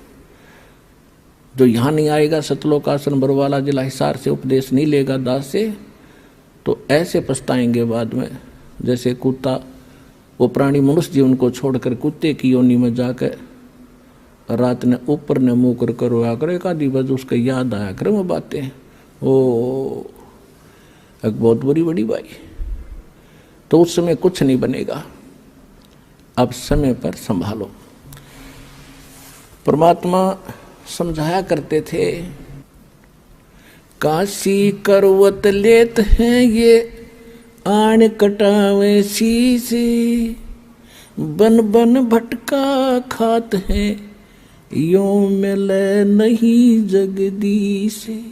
यानी जो साधनाएं आप कर रहे हो और सेक्रीफाइस भी कर रहे हो, हमारे धर्म गुरुओं ने ज्ञान था नहीं, रोजी रोटी के लिए ये संस्कृत पढ़ा करते, अच्छा धन कमाने के लिए शिक्षा ग्रहण करते थे ब्राह्मणों के लड़के। और ये पता लग जाता ये काशी विद्यापीठ से पढ़ कर आ रहा है तो उस आसपास की जनता उससे के पीछे हो जाया करती थी और उनका उद्देश्य केवल मनी मेक था। तो पहले काशी के अंदर विशेषकर जो ज़्यादा पैसे वाले व्यक्ति धार्मिक हिंदू होते थे, ये ब्राह्मण लोग उन्हीं को ज़्यादा कैच कराया करते। तो उनमें क्या था कि उन्होंने एक रूमर फैला दी कि भाई जो काशी में मरेगा वो तो जाएगा स्वर्ग में। और फिर एक उन्होंने बताया कि जो मगहर एक स्थान है उत्तर प्रदेश गोरखपुर के पास, उत्तर प्रदेश में गोरखपुर शहर के पास, अब उसका संत कबीर जिला संत कबीर नाम रख दिया उस क्षेत्र का। तो वो मगहर एक स्थान है, आज भी है। वहाँ का राजा था बिजली खां पठान। वो परमात्मा का शिष्य हुआ था। कैसे हुआ था कि वहाँ अकाल गिर गया था मगहर क्षेत्र में, उसकी राज्य में, और सारे जंतर मंतर करवा लिए थे, हाहाकार मच गई थी। तब किसी ने बताया था कि कबीर नाम के एक महापुरुष काशी में रहते हैं। काशी का राजा वीरदेव सिंह बघेल भी परमात्मा का शिष्य था। उस मगहर के जो राजा थे बिजली खां पठान, वो बिजली खां पठान ने पता लगने के बाद परमात्मा को प्रार्थना करके अपने घर लाए थे मगहर में। तो परमात्मा के आशीर्वाद मात्र से वहाँ इतनी गजब की वर्षा हो गई थी, सारा पानी पानी भर दिया था। लंबी कथा पहले फिर कभी सुनाएंगे। अब ये सिर्फ एक जो आज विशेष सत्संग का कुछ अन्य है, जिससे प्रभावित होकर के वो मगहर के सभी हिंदू, और उसमें 50-50 हिंदू और मुसलमान है मगहर नगर में। एक कस्बा सा है मगर, जैसे बरवाले से भी छोटा, तो उसमें और छोटा गांव सा था। तो उसमें 50-50 हिंदू और मुसलमान है, सारे के सारे परमात्मा के शिष्य हो गए, क्योंकि सारे मरे थे, तड़फे थे, कति एक एक दिन गणे थे, घास फूस खाकर जीवन व्यतीत कर रहे थे। तो सब ने परमात्मा की दीक्षा ली। बिजली खां पठान ने भी मस्तक टेक दिया। और वहाँ कहते हैं मुसलमान, एक मुसलमान था, उसके संतान नहीं थी, 60 से ऊपर उम्र होगी थी दोनों की। तब परमात्मा से अर्ज करी थी, परमात्मा ने आशीर्वाद दे दिया था, बेटा यह भी समस्या तेरी हल हो जाएगी। 10वें महीने लड़का हो गया। उसका आज पूरा मोहल्ला बना हुआ है, पूरा सैकड़ों घर, उसका नाम रखा हुआ मगहर में मोहल्ला कबीर करम। मोहल्ला कबीर करम, यानी करम माने कृपा, रहम। कबीर परमात्मा की रहमत का प्रसाद रूपी यो मोहल्ला, ये सारे उसके आशीर्वाद से हम आज विद्यमान हैं। हम गए थे वहाँ पर, हम वहाँ गए थे, अब 2-3 बार देख कर आए, संगत को भी लेकर गए, ताकि आने वाले समय में वो प्रत्यक्ष दृष्टा मेरे साथ गए थे भक्त, अपने भाई बहनों को विश्वास दिलाएंगे कि सचमुच ऐसा है, हम देख कर आए थे। तो वो बिजली खां पठान उनका शिष्य हो गया। और काशी के जो पंडित जी थे, इन ब्राह्मणों ने एक अफवाह फैला रखी थी कि जो मगर मरेगा वो गधा बनेगा, क्योंकि उस मगर की पृथ्वी को भगवान शंकर जी ने श्राप दे रखा है। वहाँ जो मरेगा वो गधे की जुन्नी में जाएगा। और साथ में उस मगर के साथ से एक दरिया बहा करती थी, उसका आमी नदी नाम था। अब भी है वो दरिया, अब भी है, लेकिन वो सूखी है, थोड़ा पानी चलता उसमें। तो वह कति सूख गई थी। कहते हैं भगवान शिव ने उसको श्राप दे दिया, उसका पानी खत्म कर दिया। ठीक है, अब वो सूखी पड़ी थी, उस मगर के नीचे का पानी खराब है, वहाँ नहीं था उस समय। तो ये समस्या उनको बनी रहती थी। उधर से परमात्मा कहा करते थे कि भाई जो आपके धर्मगुरु कह रहे हैं कि जो मगर मरेगा वो गधा बनेगा और नरक में जाएगा, और जो काशी में शरीर छोड़ेगा वो स्वर्ग में जाएगा। परमात्मा कहा करते थे कि भाई पुण्य करने वाला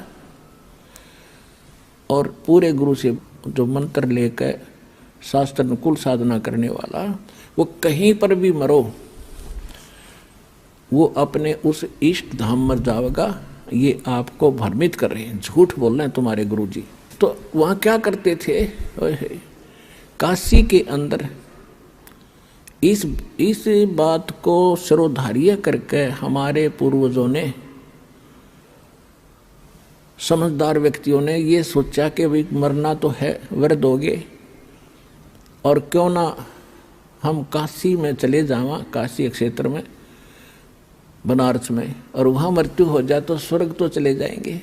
तो उन्होंने अपने बच्चों से कहा कि बेटा हम वृद्ध हो गए, हमारी व्यवस्था कर दो, हम वहाँ रह लें धर्मशाला वगैरह में, और कभी भी प्राण छूट जाएंगे हम स्वर्ग तो चले जाएंगे। तो माता पिता के लिए बच्चे कुछ भी करने को तैयार होते हैं। उनको मालूम है कि इन्होंने तुम्हें कैसे पाला पोसा है, और ये 2 वर्ष 4 वर्ष के हैं, इनको वहाँ छोड़ दिया। धर्मशालाओं में रहने लग गए, फिर उन धर्मगुरुओं से कथाएं सुनते तो वहाँ रहने लगे।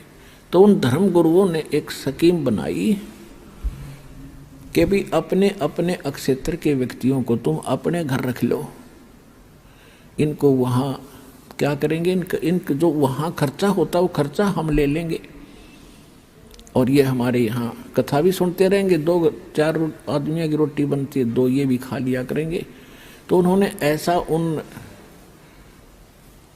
बुजुर्गों के बच्चों से कहा कि भाई तुम इन अपने माता पिता को हमारे घर छोड़ दो, अपने अपने धर्मगुरुओं के पास छोड़ दिया, और जो दान दक्षिणा आप देना हमें देते रहना।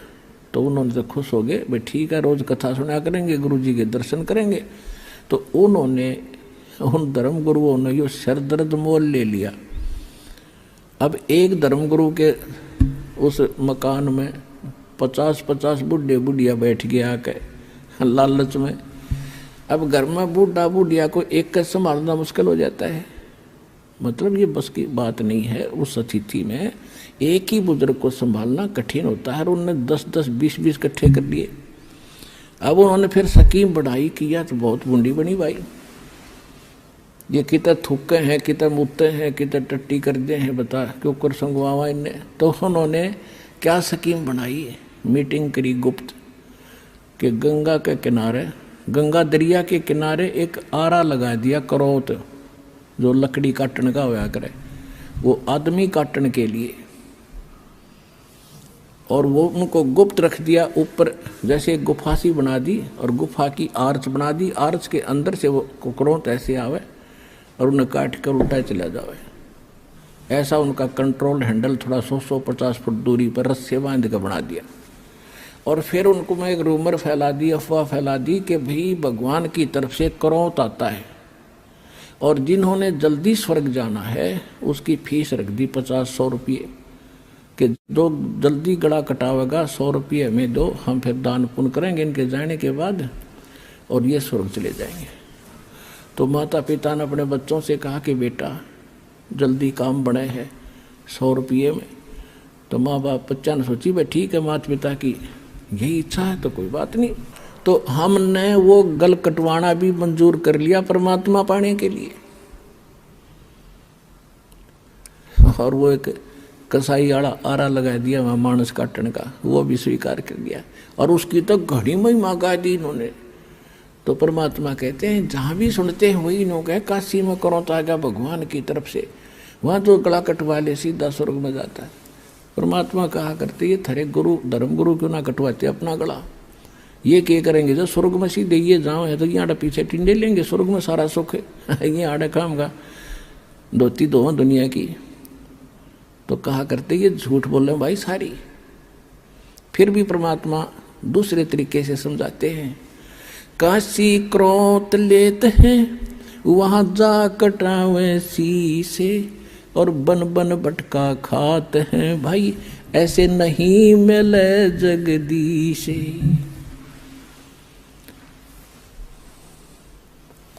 परमात्मा कहा करते ये पंडित ब्राह्मण गुरु यानी सभी ब्राह्मण नहीं, जो ब्राह्मण कर्म करते हैं, जो गुरु पद पर विराजमान है, उनके लिए कहा करते थे कि भाई ये आपके जो मंडलेश्वर हैं गुरुजी हैं ये सारे झूठे हैं, इनको ज्ञान नहीं है। और भाई अगर मगर मरने से यदि नरक में जाता है प्राणी तो मैं मगर मरूंगा, अनाउंसमेंट करवा दी परमात्मा ने कि भी इस दिन मैं मगर मरूंगा और उसके लिए प्रस्थान कर दिया। 120 वर्ष की आयु थी परमात्मा की उस समय, 120 वर्ष, और 120 वर्ष की आयु में 200 किलोमीटर पैदल चल कर गए। तो कहने का भाव ये है हर एक बात से पता चलेगा वो क्या थे। तो जब उन्होंने ये पता लगा, बिजली खां पठान को पता लगा कि गुरुजी यहाँ आ रहे हैं और यहाँ अपना शरीर छोड़ेंगे, और उधर से वीरदेव सिंह बघेल काशी नरेश को पता चला कि गुरुजी वहाँ जा रहे हैं अपना अंतिम सफर करने के लिए इस शरीर का, यानी वहाँ शरीर छोड़ेंगे। तो वीरदेव सिंह बघेल ने काशी के नरेश, वो हिंदू था, और बिजली खां पठान जो है वो मुसलमान था। तो यहाँ के हिंदू जो शख्स थे कबीर साहब के, इंक्लूडिंग वीरदेव सिंह बघेल, इन्होंने स्कीम बना ली कि वहाँ मुसलमानों का अक्षेत्र है और वो गुरुजी की बिरान माटी करेंगे, ज़मीन में दाबेंगे और मुसलमान रीति से वो इनका अंतिम संस्कार करेंगे। ये हम नहीं देख सकेंगे, हम अपनी रीति से उसका संस्कार करेंगे और सबको यहाँ लाएंगे बनारस में। यदि सीधे हाथों बिजली खां नहीं मानेगा तो युद्ध करके लाएंगे। इस उद्देश्य से सेना साथ ले ली, और वो से दर्शकों की तो कहना है ना कितने चाल पड़े। बिजली खां पठान को पता चला, सबकी व्यवस्था की, परमात्मा पहुंच गए। तो बिजली खां पठान ने कहा कि भगवान यहाँ पर एक सबसे बड़ी समस्या हमारे लिए ये है कि यहाँ कोई जल नहीं है और आदमी गणे आगे, चारों तरफ से दर्शक भी आगे हैं, इनके नहाने और धोने की व्यवस्था नहीं हो पाएगी। बाहर से कुछ जल मंगा रखा है, केवल पीने की व्यवस्था हम कर पाए हैं। परमात्मा ने कहा कि मैं पहले बहते जल में स्नान करूँगा और फिर मैं शरीर छोड़ूंगा। तो बिजली खां पठान ने बताया कि महाराज यहाँ साथ में भगवान एक आमी नदी बह रही है, बहा करती थी, अब सूखी पड़ी है। भगवान शंकर ने इसको श्राप दे रखा है, इसमें जल एकदम खत्म हो गया, हम भी बड़े दुखी हैं। तो परमात्मा ने कहा कि चलो मैं चलता हूँ, दिखाओ मुझे कहाँ है। जिस स्थान पर परमात्मा ने शरीर छोड़ने का निर्णय किया था उससे 400-200 फुट 300-400 फुट की दूरी पर वो दरिया खाली पड़ी थी। तो परमात्मा वहाँ चले, साथ में सब दर्शक, और कबीर साहब वहाँ देखकर किनारे पर खड़े हो गए। खड़ा होकर के ऐसे इशारा कर दिया जैसे ट्रैफिक का सिपाही ऐसे हाथ कर देता है और सारी ट्रैफिक भाग लेती है।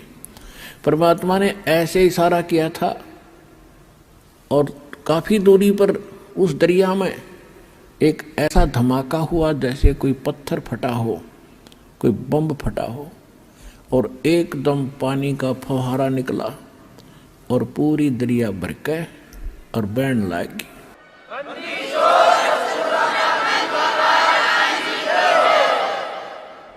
ऐसा निर्मल जल सतलोक से भेजा भगवान ने। वो तो बहाना था, खुड़के दुड़के गाते। तो फिर सब ने स्नान किया और नहाए धोए। परमात्मा ने कहा कि भाई बिजली खां पठान, एक चादर नीचे बछाओ, इस पर लेटूंगा, एक चादर में ऊपर ओढ़ूंगा। तो परमात्मा के लिए एक चादर बछा दी, उसके ऊपर सुगंधित फूल डाल दिए 1-1 इंच मोटे, कि गुरु जी इस पर लेटेंगे।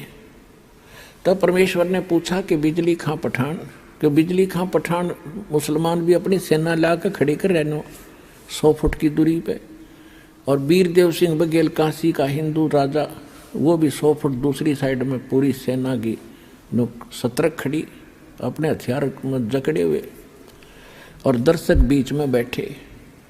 परमात्मा ने पूछा, दोनों बिजली खां पठान और वीरदेव सिंह बघेल सामने खड़े आपस में गुरु जी के पास में। परमात्मा ने उनकी तरफ नजर करके कहा कि भाई ये सेना किस लिए लाए हो तुम दोनों? दोनों शर्मा के नीचे को गर्दन कर ली, बोले नहीं।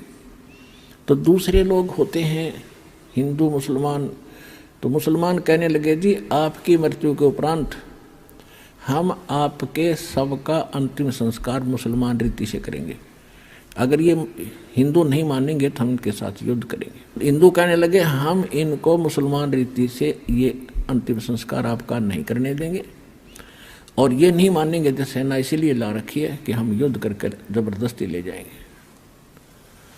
पुणात्माओं, उस समय भविष्य वक्ताओं ने ये भविष्यवाणी कर रखी थी कि इस वर्ष में एक भयंकर ग्रह युद्ध छिड़ेगा और बहुत जनहानि होगी। अब परमात्मा ने वो कहर टालना था।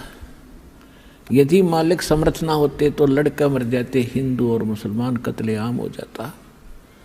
परमात्मा ने कहा कि खबरदार, जब तुमने जरा सा भी झगड़ा किया, जब तुमने झगड़ा किया, दोनों को 3 तलाक, हिंदू और मुसलमानों को 3 तलाक मेरा। फिर भी सुन लो, मेरे शरीर को चाहे 2 भागों में बांट लेना बेटा, तुम लड़ियो ना, मेरा काला मुंह हो जाएगा। अब वो ऊपर से तो सब हाँ भर रहे थे, अब ठीक है जी, लेकिन अंदर से ये था कि एक बार शरीर छोड़ दें गुरुजी, फिर हम आप देख लेंगे। अब वो तो अंतर्यामी थे, सारे जाने थे इनमें केक को बद भरी पड़ी है। एक चादर नीचे बिछी थी, लेट गिरे, एक ऊपर ओढ़ ली। कुछ देर के, कुछ ही सेकंड के बाद परमात्मा ने ऊपर आकाश में जा रहे थे, शरीर जा रहे थे, वहां से आकाशवाणी की कि भाई उठा लो चादर, हटा दो पर्दा, इसमें नहीं है मुर्दा। इतनी जोर की आवाज आई, गुरुजी की आवाज। ऊपर देखा सबने कि परमात्मा तो वो जा रहे हैं, वो जा रहे हैं, कितना तेज शरीर है उनका। और चादर उठा के देखा, जितना शरीर था उतने सुगंधित फूल बन गए उस मालिक के पूरी। वो तो मालिक लीला थी, सह शरीर चले गए।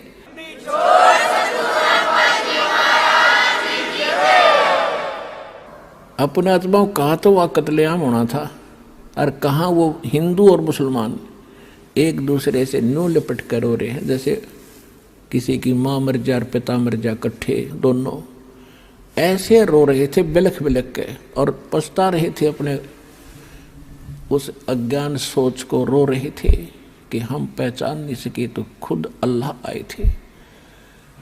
रो रहे थे बुरी तरह कि हमने बहुत बुरा किया, हमने कभी सुख, अंतिम समय में भी सुख ना दिया अपने मालिक को, अंत में भी उनको इतना तंग कर दिया। तो उन्होंने, बिजली खां पठान ने कहा कि भाई एक चादर आप ले लो, एक हम ले लेते, आधे फूल आप ले लो, आधे हम ले लेते हैं। बड़ी दया करी दाता ने, क्योंकि हम तो समझ के कुछ ही नादान मुसलमान और हिंदू हैं, ये बकवाद कर सकते।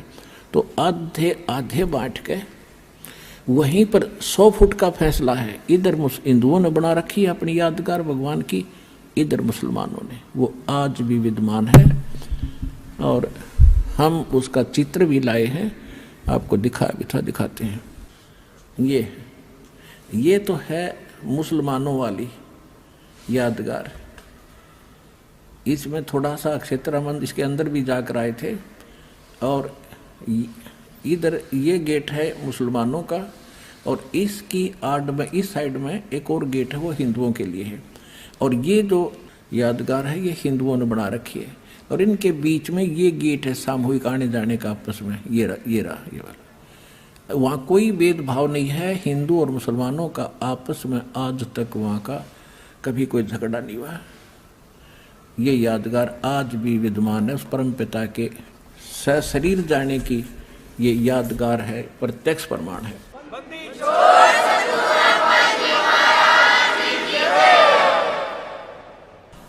अपनात्माओं, बिजली खां पठान ने 500 बीघा जमीन हिंदुओं की यादगार के नाम दे दी वहीं पर, और 500 बीघा दे दी मुसलमानों को। जहाँ पर कबीर पंथ का एक वहाँ आचार्य महंत रहता है, दास वहाँ देख कर आया है, और काशी चौरा के अंतर्गत उसका प्रबंधन है। गरीबदास जी महाराज ने परमात्मा की महिमा को कलम तोड़ बता लिखा है। अपने आत्माओं, जैसे यहाँ काल ने कितना भयंकर जाल बना रखा है। आप जब यहाँ से चलते हो उसके बाद काल के एक जबरदस्त जाल ऊपर है। परमात्मा जब यहाँ से चले सहशरीर जा रहे थे तो रास्ते के अंदर ये दुर्गा, ये माया एक सुंदर स्त्री का रूप बना के और सामने खड़ी होगी और परमात्मा से कहने लगी कि आप बहुत सुंदर हैं, आप बहुत अच्छे हैं, आप बड़े अच्छे देव हैं, और मेरा यहाँ बहुत अच्छा सुंदर महल है, मेरा बहुत अच्छा मकान है, और देख मैं कितनी सुंदर हूँ, और आप मेरे साथ यहाँ रहो। और मेरे को जो है यहाँ के सब देवता मुझे पसंद करते हैं, मैं आपको चाहती हूँ। परमात्मा बोले ठगनी तू चली जाए यहाँ से, मैं तेरे को जानता हूँ। अब जब वहाँ से परमात्मा काशी से चले मगहर के लिए, उस समय की वाणी है, कीन्या मगर पिया ना सतगुरु, कीन्या मगर पिया ना सतगुरु, कीन्या मगर पिया ना हो। दोनों दीन चले संग जाके हिंदू मुसलमान हो, दोनों दीन चले संग जाके हिंदू मुसलमान हो। पयाना माने प्रस्थान, काशी से मगहर के लिए प्रस्थान किया, उस समय की वाणी बता रहे हैं। कीन्या मगर पिया ना सतगुरु, कीन्या मगर पिया ना सतगुरु, कीन्या मगर पिया ना हो। दोनों दीन, दोनों धर्म हिंदू और मुसलमान, दोनों दीन चले संग जाके हिंदू मुसलमान ना हो। भाई मुक्ति खेत को छोड़ चले हैं, मुक्ति अक्षेत्र, जैसे काशी के ब्राह्मण कहा करते कि इस अक्षेत्र में जो मरेगा मुक्त होगा। परमात्मा कहते थे मैं तुम्हारे इस मुक्ति क्षेत्र ने छोड़कर वहाँ मरूंगा जहाँ तुम कहते हो गधा बनेगा, और तुम हिसाब ला लियो मैं कहाँ जाऊँगा, देख लेना, क्यों मूर्ख बना रहे हो जनता को। भाई मुक्ति खेत को छोड़ चले हैं, वो तज काशी अस्थाना हो।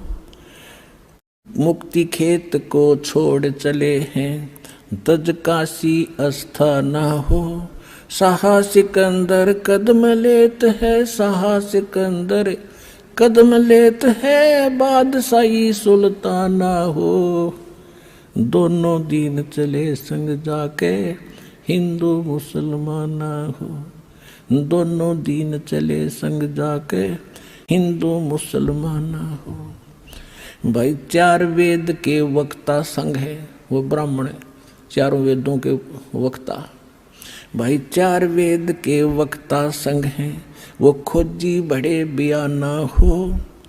सालग राम सुरत से सेवे, सालग राम सुरत से सेवे, वो बाचे पोथी पाना हो।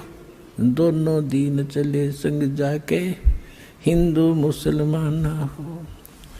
भाई सट दर्शन जाके संग चले हैं, वो गावत बानी नाना हो। सठ दर्शन जाके संग चले हैं। ये 6 भेख गिरी पूरी कहते सारे चले, देखांगे कैसे मरेगा, कैसे गधा ना बनेगा।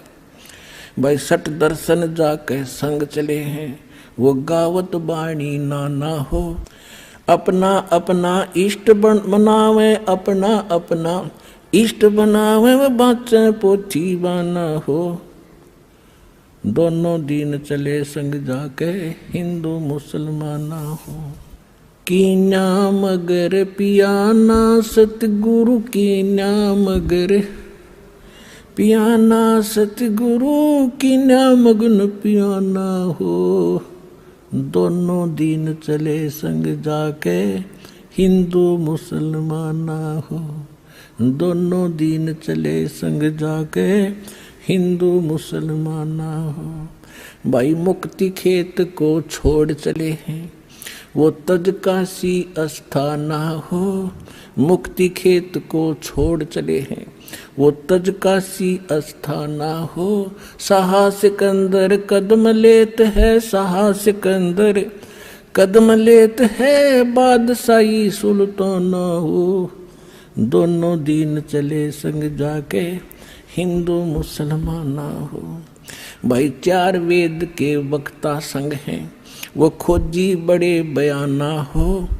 सालग राम सुरत से सेवे, सालग राम सुरत से सेवे, ज्ञान समुद्र दाना हो। दोनों दिन चले संग जाके, हिंदू मुसलमाना हो। भाई 60 दर्शन जाके संग चले हैं, वो गावत बाणी नाना हो।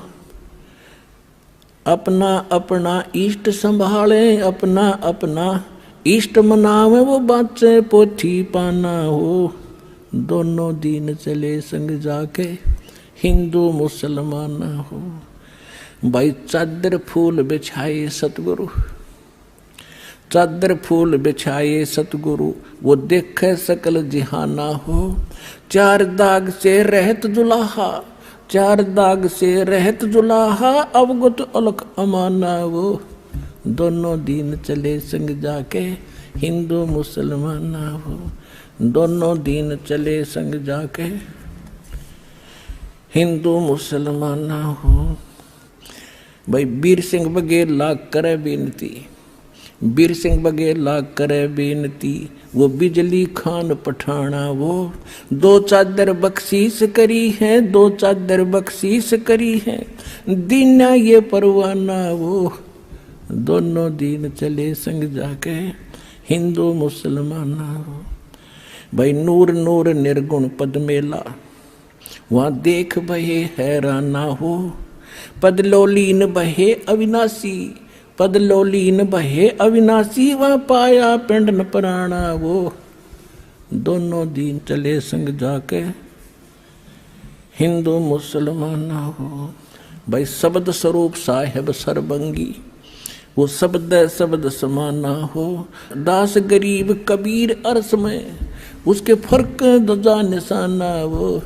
दोनों दिन चले संग जाके, हिंदू मुसलमाना हो।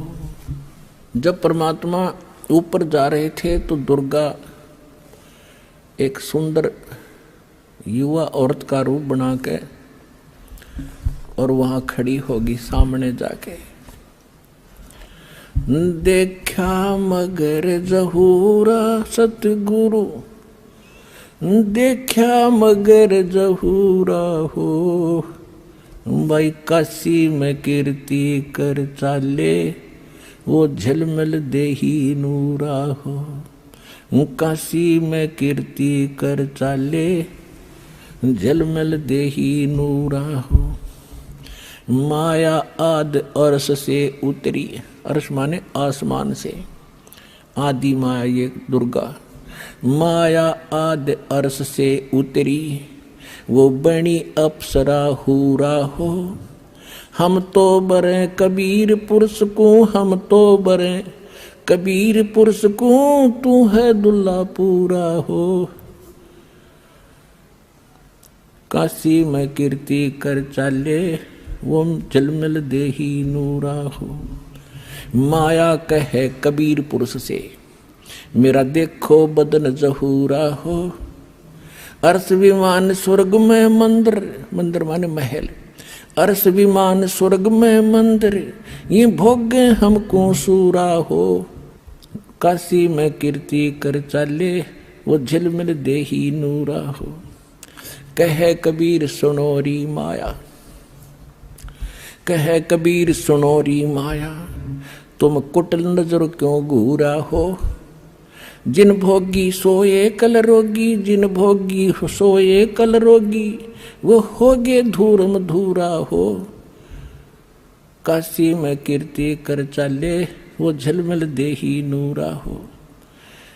माया कहे कबीर पुरुष से, माया कहे कबीर पुरुष से, मैं हूं जग से दूरा हो। कि मैं ऐसे स्थान पर रहती हूं, मुझे कोई नहीं देख सकता वहां पर। माया कहे कबीर पुरुष से, मैं हूं जग से दूरा हो। मैं तुम्हारी पटरानी दासी, मैं तुम्हारी पटरानी दासी, मैं राखों पलक हजूरा हो। काशी में कीर्ति कर चाले, वो झलमल देही नूरा हो। कहे कबीर सुनोरी माया, तुम हो लड्डू बूरा हो। कहे कबीर सुनोरी माया, तुम हो लड्डू बूरा हो। जो तुझे खावे वो मर जावे, जो तुझे खावे वो बह जावे, तास अकल के कूरा वो। काशी में कीर्ति कर चाले, वो झलमिल देही नूरा हो। श्वेत मुकुट जहाँ सफेद छत्र है, परमात्मा कहते हैं कि माया तो बूर का लड्डू है, बूर का, लकड़ी के बूर से बनाया हुआ लड्डू शीशे के बर्तन में रख दे, इतना बढ़िया दिखर, खावा जो पता चल है वो कितना का आनंद था। कहते तू तो उस बूर का लड्डू है, और मूर्ख खावत ने तेरे को मूर्ख टच करेगा। कहे कबीर सुनोरी माया, तुम हो लड्डू बूरा हो। जो तुझे खावे सो बह जावे, तास अकल के कूरा वो। काशी में कीर्ति कर चाले, वो जलमल देही नूरा हो। परमात्मा क्या बताते हैं, मेरा श्वेत मुकुट और श्वेत छत्र है, जहाँ बाजे अनहद तूरा हो। दास गरीब कहे सुन माया, हमसे रहिए दूरा वो। काशी में कीर्ति कर चाले, वो झलमल देही नूरा हो। अब परमात्मा उसके विषय में क्या बता रहे हैं कि तू कितनी नालायक है। अब यहाँ हर पहलू पर ज्ञान दिया गया है। यहाँ पर कबीर साहब क्या बताते हैं, गरीबदास जी ने अपनी वाणी में बताया है कि बदनारी लंगर कामनी, ये बोले मधुरे हेत। फेंट पड़े छोड़े नहीं, क्या मगहर कुरुक्षेत्र। बदनारी लंगर कामनी, या बोले मुद्रे बोले। फेंट पड़े छोड़े नहीं, या काटे घूंघट झोले। बदनारी लंगर कामनी, या बोले मुद्रे बोले। कोई साधु उबरे, ये मुनिजन पिए गोले। बदनारी लंगर कामनी, जामे अनगण खोटे। फांसी डारे बाहा कर, ये करे लाख में चोटे। बदनारी लंगर कामनी, या बोले मुद्रे बहने। जाको नहीं पति जी, ये घूंघट घट में सेने। बदनारी लंगर कामनी, या बोले मुद्रे बहने। जाके पास न बैठियो, जाका कैसा देने। सतगुर हेला देते हैं, सुनियो संत सुजाने। बदनारी पास न बैठियो, बदनारी आई खाने। नैनो का जरबाहा करिए, खाए लिए हंस। हाथों में दिला के ये डोब दिए कुलबन से। उल्टी मांग भराए कर, ये मंजन कर हैं गाते। मिठी बोले मगन होए, ये लावे बहुविध गाते। माया काली नागनी, ये अपने जाए खाते। कुंडली में छोड़े नहीं, सो बाता की बात। अब बदनारी काली नागनी ये देखत ही डस खाए, बोले से तब खंड हुए पर से सर्वस जाए। अपन आत्माओं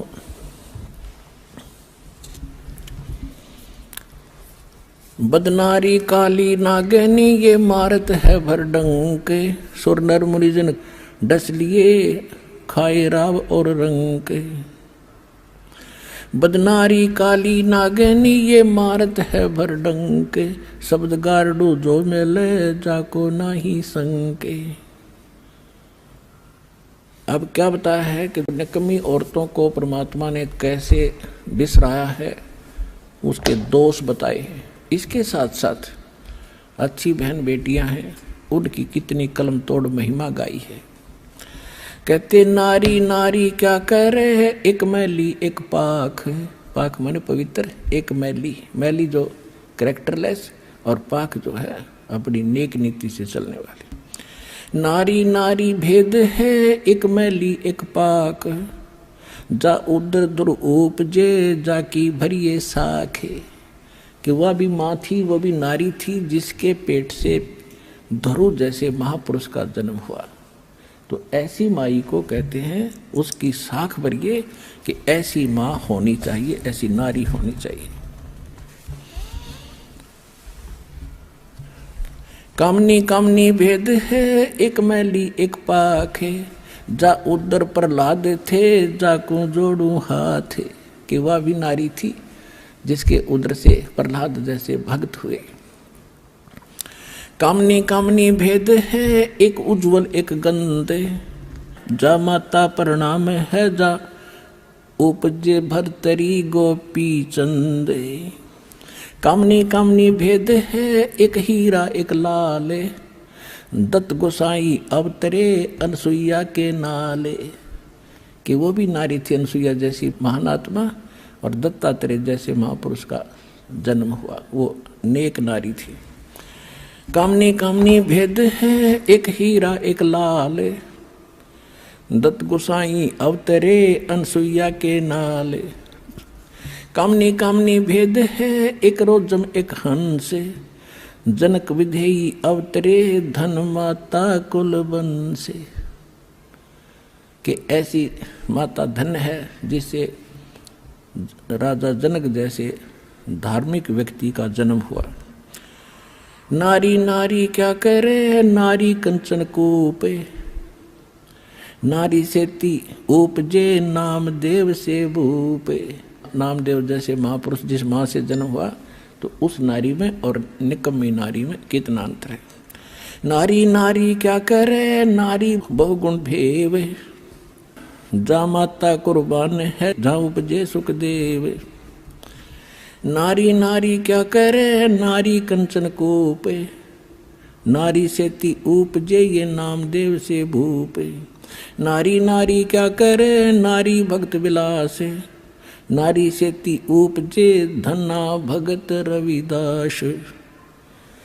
कि जिन वह भी नारी थी, वह भी माताएं थी, बहनें थी, जिनसे धन्ना भगत जैसे और रविदास जैसे महापुरुष का जन्म हुआ। नारी नारी क्या करे, नारी को निर्ताए, नारी सेती उपजे रामानंद पंथ चलाए।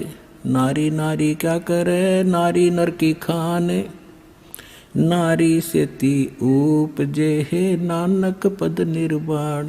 के नानक जी जैसे महापुरुष भी नारी से ही जन्म हुआ है, यानी उसमें भेद बता रहे हैं अच्छी और बुरी में। नारी नारी क्या कह रहे, ये नारी सरगुण बेल, नारी सेती उपजे दादू भगत हमेल।